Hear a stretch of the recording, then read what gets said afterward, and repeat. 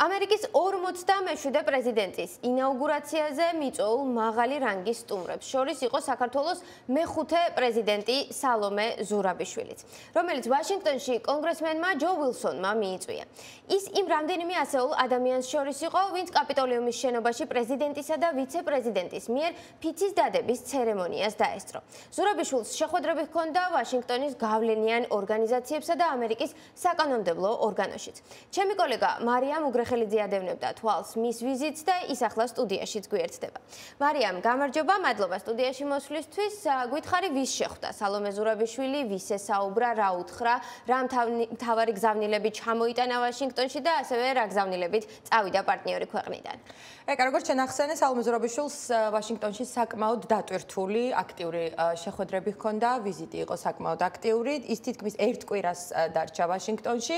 შეხვდა ისეთ გავლენიან ორგანიზაციებს და ჰქონდა შეხვედრები და გამოსვლები ისეთ ორგანიზაციებში, როგორც არის ატლანტიკური საბჭო, ამერიკის წამოწყებათა ინსტიტუტი, მაკეინის ინსტიტუტი. ეს არის საკმაოდ გავლენიანი ორგანიზაციები, რომლებიც სხვა ყველაფერთან ერთად ასევე მუშაობენ საქართველოს საკითხზე, კავკასიის რეგიონის საკითხზე და საქართველოს მეხუთე პრეზიდენტის მათთან შეხვედრა და ასე ვთქვათ, შიგნიდან ინფორმაციის გამოტანა ქვეყანაში მიმდინარე მოვლენებზე იყო საკმაოდ მნიშვნელოვანი.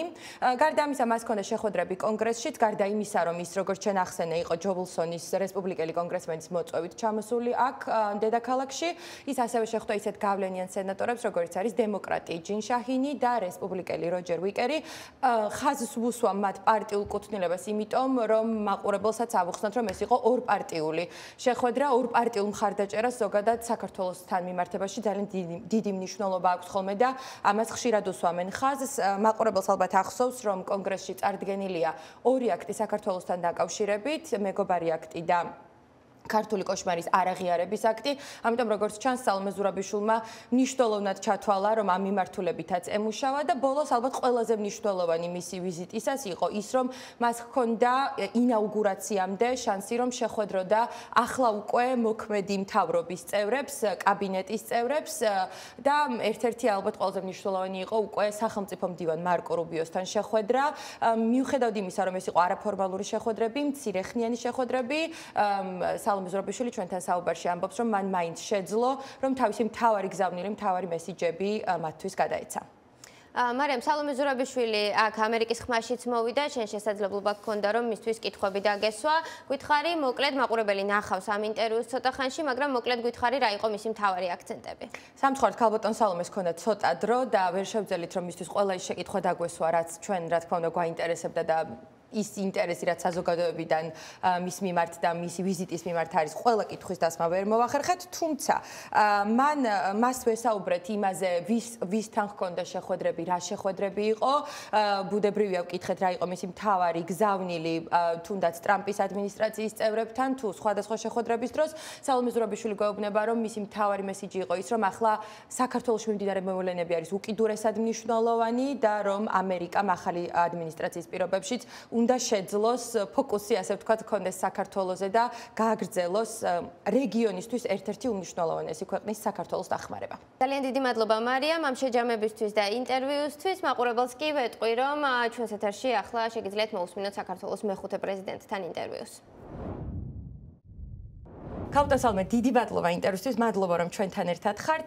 მოდით დავიწყოთ იმით, როგორც ჩაიარა თქვენმა ვიზიტმა, ინაუგურაციას დაესწრეთ, მაგრამ გქონდა შანსი რომ შეხვედროდით ტრამპის ადმინისტრაციის წევრებსაც, მცირეხნიანი, თუმცა მაინც შანსი. რა იყო თქვენი მთავარი მესიჯი და გზავნილი მათ? პრაქტიკულად ყველა კაბინეტის ახალ მინისტრებს შევხვდი, ძალიან ცოტა ძალიან ხანმოკლე შეხვედრები იყო, იმიტომ ეს იყო იმ ღონისძიებების ფარგლებში, სადაც არ არის დიდი დრო იმისთვის, რომ ხანგრძლივად გაშალო, ვთქვათ, გზავნილები, რაც ძალიან მნიშვნელოვანი არის დღეს, მაგრამ მაინც იმის საშუალება მქონდა, რომ ეთქვა, რომ რამდენად მნიშვნელოვანი არის დღეს ის, რაც ხდება საქართველოში, რამდენად საგანგაშო იმ რეგიონში, რომელიც არის ამერიკისთვის მნიშვნელოვანი რეგიონი, თუ არა მთავარი პრიორიტეტი, მაინც ძალიან მნიშვნელოვანი, იმიტომ იქვე არის შავი ზღვა, იქვე არის სტრატეგიული ახალი პროექტები და ამდენად და ის ქვეყანა, რომელიც 30 წლის მანძილზე იქნა ამერიკისთვის მისი დახმარების ერთ-ერთი ობიექტი საქართველო არის ის ქვეყანა, რომელმაც per capita, ანუ თითო ადამიანზე მიიღო ყველაზე დიდი დახმარება პრაქტიკულად ისრაელის შემდეგ, რაც არ არის ცოტა. და ეს იმიტომ მოხდა, რომ ამერიკას ჰქონდა ინტერესები და სტრატეგიული ინტერესები საქართველოში.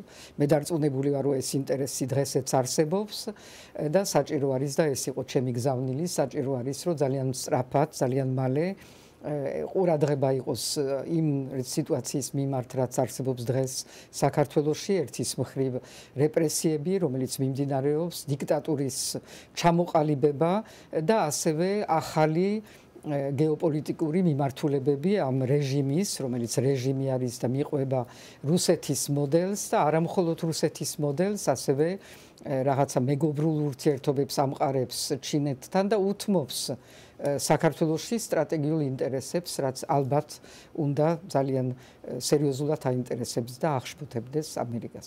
ვაშინგტონში ვიზიტამდე თქვენ ევროკავშირში იყავით, ევროპარლამენტში იყავით, ევროპაში გქონდათ ვიზიტები, ასევე თქვენ პარიზში იყავით, შეხვდით მაშინ იქ მაკრონსა და ტრამპს. სწორად მესმის თუ რა თქვენი მთავარი მიმართულება, ასე ვთქვათ, ეხლა არის საქართველოს დასავლელ პარტნიორებთან მუშაობა და თუ ეს ასია, ცოტა მეტი გითხარით, აი რა მიმართულებით მუშაობთ? თავარი არის, რომ საქართველოს იზოლაცია არის ჩვენი ამ დღევანდელი რეჟიმის მიმართულება და მათი ერთგვარი ახალი ოცნება. ამაზე მუშაობენ, რომ საქართველოს დარჩეს მარტო რუსეთის წინაშე, პოლიტიკურად თუ უსაფრთხოების კუთხით და ჩინეთის წინაშე ეკონომიკურად. ეს არ არის რისთვისაც, რაც საქართველოს მოსახლეობას რეალურად ოცნება იყო ამ მთელი 30 წლის მანძილზე, რაც მოყვება დამოუკიდებლობის შემდგომ და ამდენად ჩემი როლი როგორც ხმა ამ სახელმწიფოსი, რომელსაც სხვა ლეგიტიმური ხმა აღარ აქვს, არის ის, რომ ჩვენ პარტნიორებს ვთხოვოთ დახმარება იმისთვის, რომ ეს იზოლაცია თუ ეხება ლიდერებს, რომლებიც დიქტატურას ირჩევენ დღეს, არ უნდა ეხებოდეს ქვეყანას, არ უნდა ეხებოდეს საზოგადოებას, არ უნდა ეხებოდეს ხვალინდელ ჩვენ ეკონომიკას. ეს არის ჩემი მთავარი გზავნილი ჩვენ ყველა პარტნიორთან, რომ დღეს დაგვეხმარონ იმისთვის, რომ ხვალ უფრო კიდევ დაეხმარონ საქართველოს. ქართული ოცნების ლიდერები არ მალავენ, რომ იმედი ჰქონდათ, რომ როდესაც ტრამპის ადმინისტრაცია მოვიდოდა, საქართველოს დადმი პოლიტიკა შეიცვლებოდა. თქვენ პირადად გქონდათ შანსი, რომ ინაუგურაციას დასწრებოდით და მისი კაბინეტის წევრებს გასაუბრებოდით. თქვენ რა მოლოდინები გაქვთ ტრამპის ადმინისტრაციისგან და რა იქნებოდა თქვენი სასურველი პოლიტიკა ამერიკის მხრიდან საქართველოსადმი? ჩემი მიზანი აქ არ იყო რამესი გადალაგება. და არ ვთვლი, რომ საჭირო იყოს გადალაგება, ჩვენ უნდა დავალაგოთ ჩვენი ურთიერთობები ჩვენ ამერიკელ პარტნიორთან და გავაგრძელოთ ის, რაც იყო 30 წლიანი პოლიტიკა, სტრატეგიული პარტნიორობას უნდა დაუბრუნდეთ. მე ძალიან მიხარია, რომ სომხეთმაც ხელი მოაწერა სტრატეგიული პარტნიორობისგან, ეს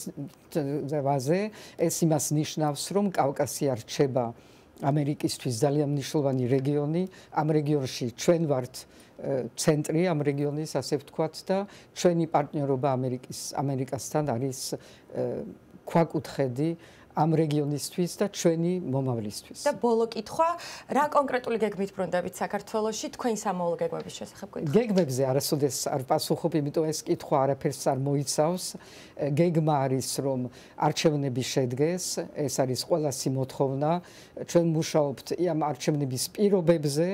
თუ კი იმის მოხდება, როგორც ვამბობდი ახლა, რომ რეჟიმი დათანხმდება არჩევნებზე, იმიტომ სხვა გზა არ ექნება, თუ არა თვითონ ჩამოიშლება და ყოველ შემთხვევაში ორივე მხრივ უნდა ვიყოთ მზად არჩევნებისთვის. ეს არის პირველ რიგში პარტიების მოვალეობა, უფრო ვიდრე პრეზიდენტის. მე ვარ სახელმწიფოს გარანტი, ასე ვთქვათ და მომავალი სტაბილურობის ამ არჩევნების დროს და ამ არჩევნების შემდეგ. უღრმესი მადლობა. დიდი მადლობა თქვენ.